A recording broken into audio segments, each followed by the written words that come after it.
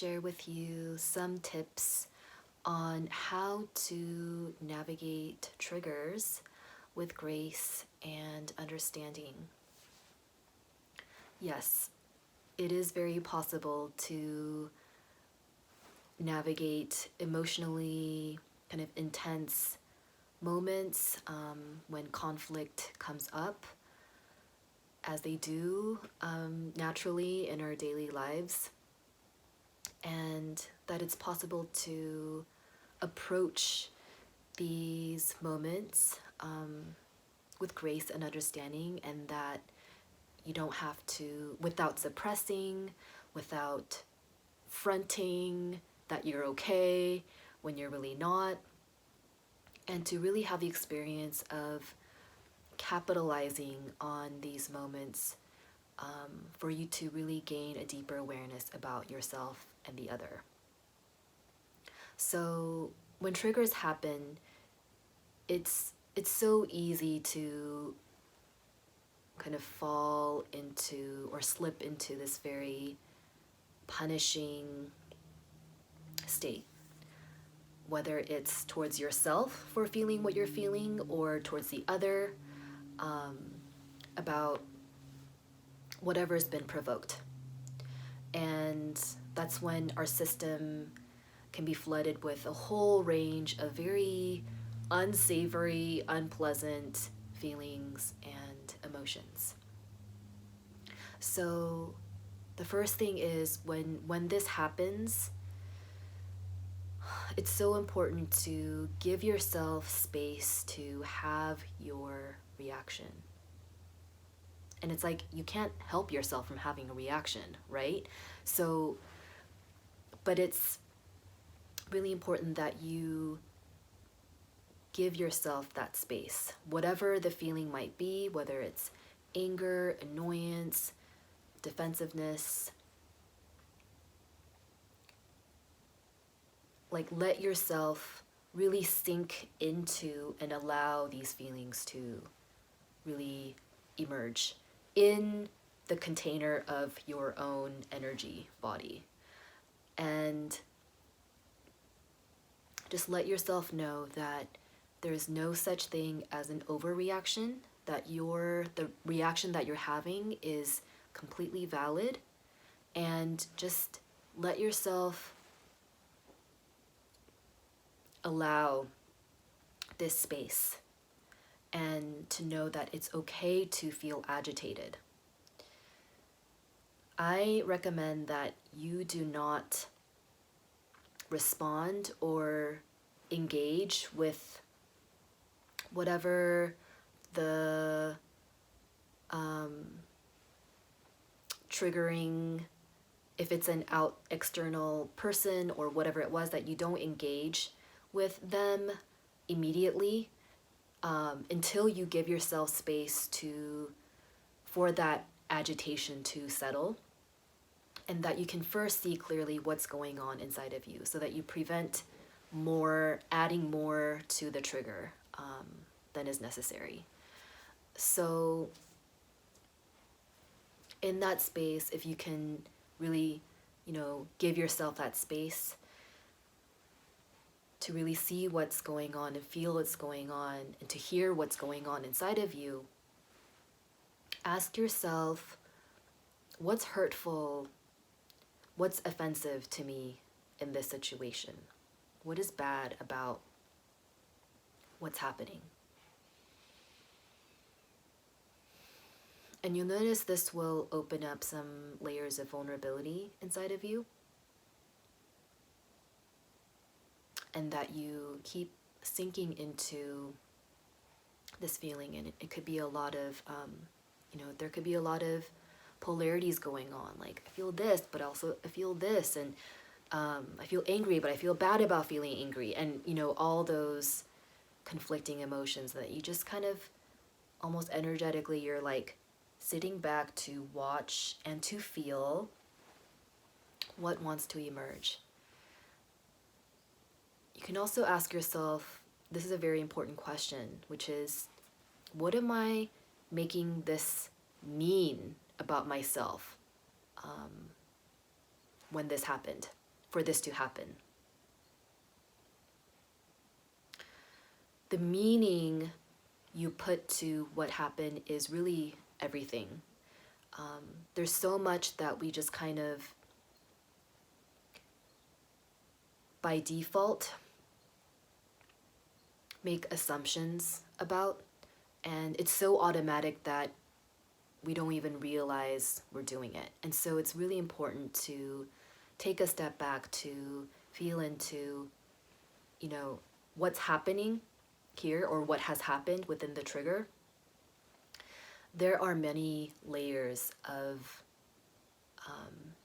meanings and what we put into this situation that's totally dependent on our own experiences, the things, our needs in the moment, and our desires that were unmet. So it's completely subjective, actually, when a trigger happens. But we sometimes kind of assume that, of course, this is how it is. But yes, of course, you would be feeling the way that you're feeling. And you have your whole experience and story and all the things that happened to you for you to perceive this happening, this trigger, in your very own unique way. So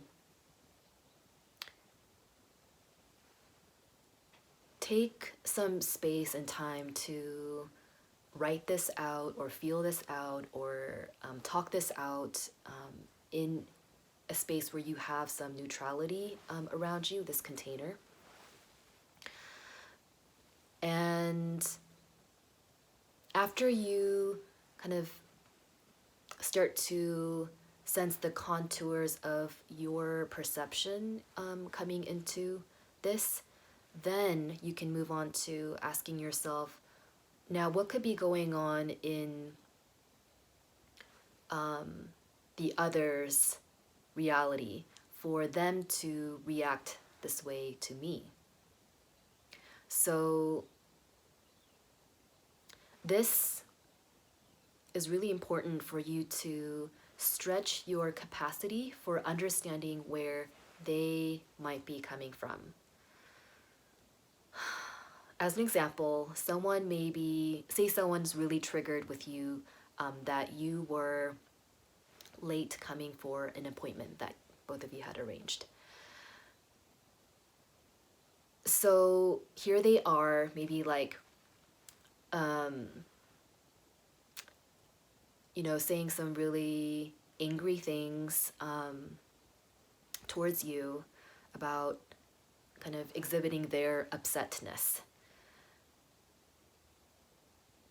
Try to, of course, you're dealing with this kind of incoming into your field, a lot of their emotions.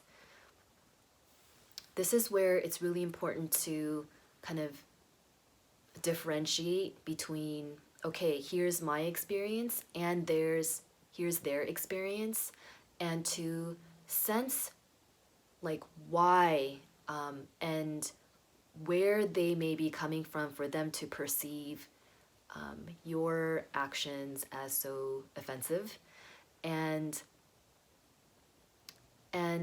the meanings that they may be placing for them from them onto you for why this happened. So,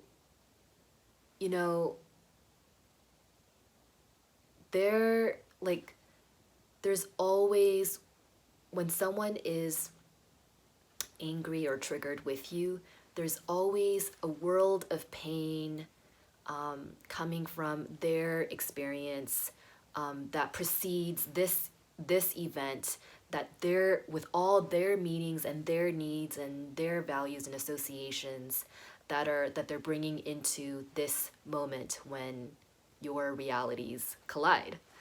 And so,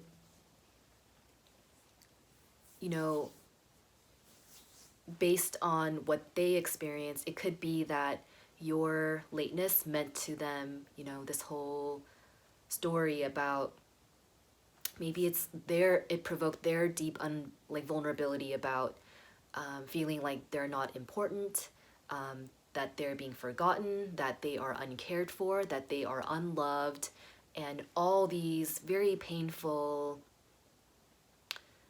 associations. That is maybe not necessarily, what you had intended, but it's again like this colliding of different perspectives. And so what this can bring up is, pain on both sides. And I think it's important for the individual who's experiencing this collision, to really be able to first hold your own meanings and associations and understand them. And from there, be able to extend that understanding to the other for what they might be placing into this collision of realities. So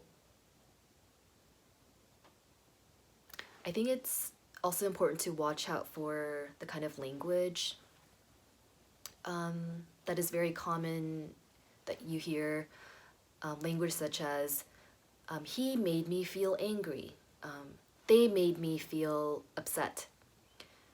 This kind of language implies kind of inherent sense of powerlessness and lack of responsibility for your own experience. In actuality, no one can make you feel angry. Yes, you can have an angry reaction towards someone running into you, but ultimately that emotion belongs to you. You generated that emotion and that response, and that is sacred. What you feel is happening within, your own universe. And I think it's very important that we all start to learn how to own our own experience, own our own rage, our anger, our triggers. And yes, it happened because of this coming together with this other energy field, this other being. And how can we fully claim responsibility for what we bring into it? So, I think a more conscious way of approaching triggers is, starting to recognize that, yes, she ran into me, and I am experiencing anger about that. It's, this happened, and I'm owning my feelings. So, there's many levels to emotions, and what someone else can provoke us to feel, that's just the top of the iceberg. There's a lot more going on underneath the surface than what you might be consciously aware of, which is why it's important to take this space to kind of excavate what is going on a deeper level. And that, what I mean by owning your emotions in all these levels is to recognize that how you react to something is intricately encoded with your own set of beliefs, presumptions, stories, trauma, imprints that is unique to everyone and what they uniquely, individually experienced.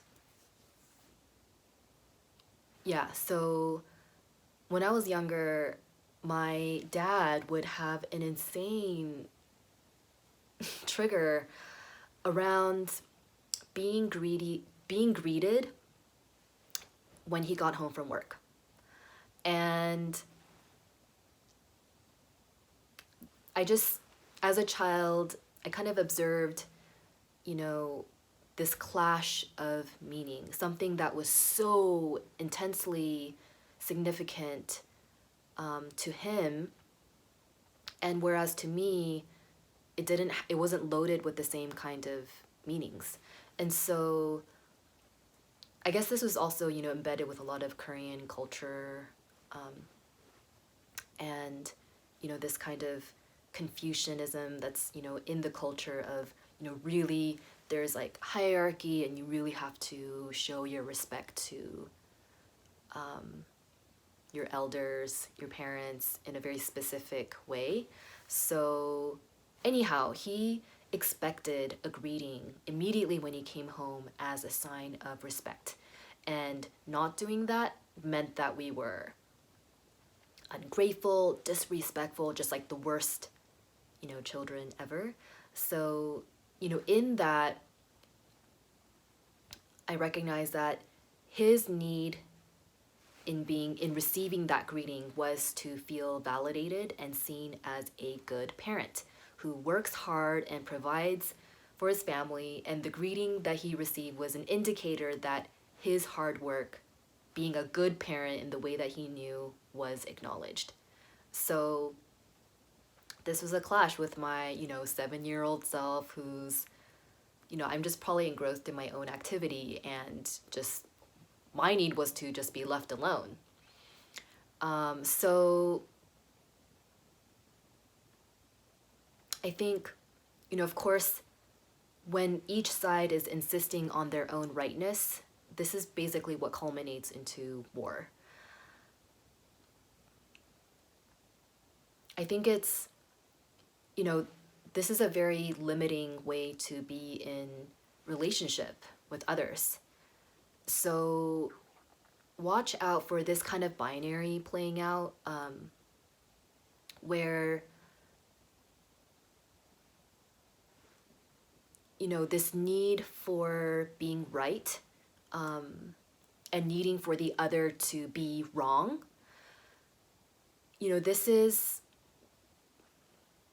doesn't, as you may have experienced already, this doesn't give space for really accommodating and being in true harmonious relationship with the other. Because as you can see, this way of thinking is really rigid, and it doesn't allow for other perspectives and needs, and a variety of needs to be acknowledged and be cared for.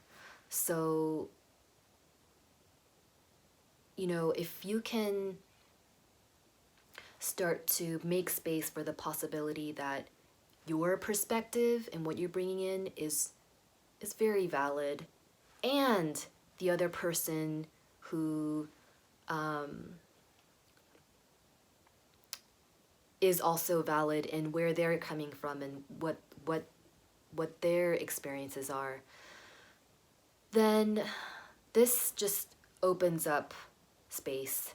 And, you know, you can do this work even if the other person isn't willing to accommodate you. This is something that you can do energetically within yourself, whether or not they are open to acknowledging your perspective. And there's something about, you know, that everyone's in their own healing journey and going to be receptive to the most that they're capable in where they are, where they're at. And so even just giving understanding with others that, okay, maybe you're not in the place to receive me the way that I need to feel fully understood, but I can understand that too, you know, and I can understand and hold space and be open to the depth of what I'm bringing here with my wounds, with my hurts, and that there's space for all of it. There's space for every different perspective to coexist here.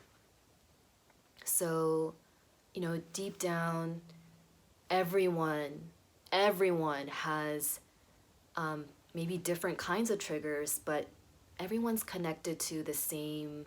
We all have the same core wound related to not feeling seen, not feeling heard, not feeling understood, which manifests in all different ways. And so we can remedy that by first affirming our own not feeling seenness, not feeling heard, not feeling understood, to give compassion to that part of ourselves that has that need, and that it's okay to have that need, and it's okay to feel hurt that that need wasn't met in this moment, and that it just sucks when when that pain gets provoked, and to then hear that and see that and understand that, and to be able to offer that same kind of receiving of yourself to the other too. How can you receive the other where they're at, and I feel like this is that kind of divine grace that we can bring into these really painful moments, and because it's so easy to harden, but I think there's something really powerful about these very painful moments becoming portals, to really soften, to open, and to really be able to be with uncomfortable sensations, recognizing that these are huge awareness opportunities.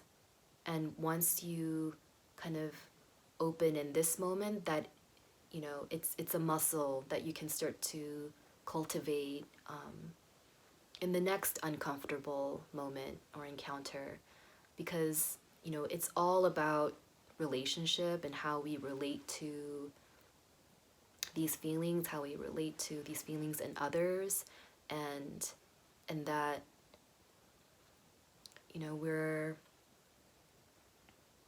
we're just in this journey of finding out what's within us, what's within the other, and that we're opening ourselves to ourselves and each other.